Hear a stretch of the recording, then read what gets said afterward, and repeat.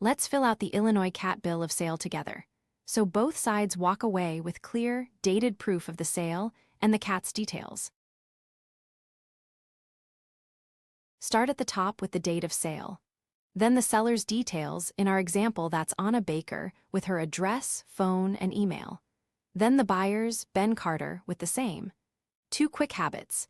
Enter each name exactly as it appears on that person's ID, and on the title, a nickname or a typo can stall the transfer later. And don't leave a line blank. If something doesn't apply, write NA.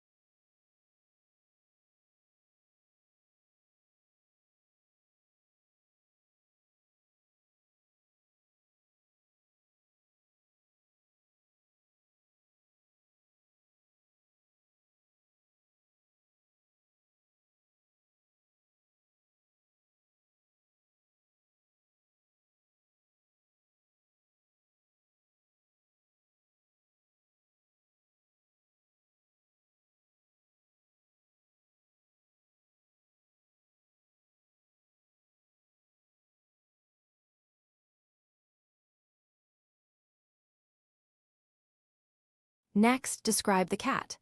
Add the name if it has one, then the breed, the sex, the date of birth, any registration or microchip number, the color, and the health condition.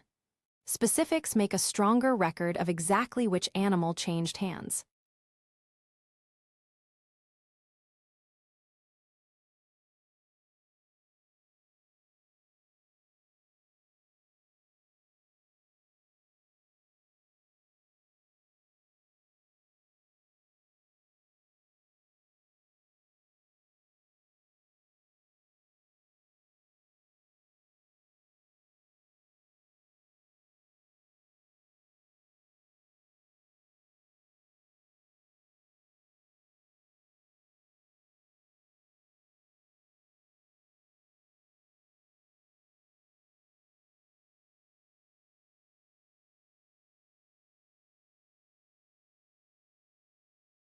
Now the purchase date and the sale price in our example, $8,500, paid all at once, by check.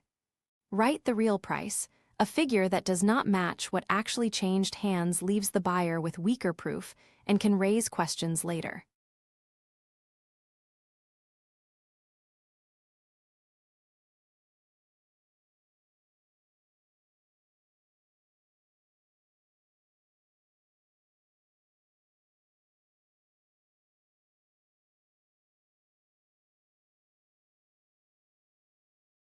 Now the signatures. The seller and the buyer each print their name, sign, and date. This form also has witness lines and a notary block. Use them if your state requires it, or add a witness for extra proof. Then make 2 copies. Each side keeps a signed one. If you're buying a cat from a pet shop in this state, here's what the law requires you to know.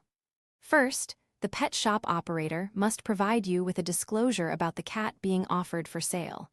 They also must give you a written notice of your rights, and you'll need to sign an Acknowledgement of Disclosures form at the time of sale. The pet shop operator signs it too. Make sure that happens before you leave. Every cat must be microchipped by the pet shop operator before the sale is completed. The pet shop is required to keep records of your sale for 2 years from the date of purchase.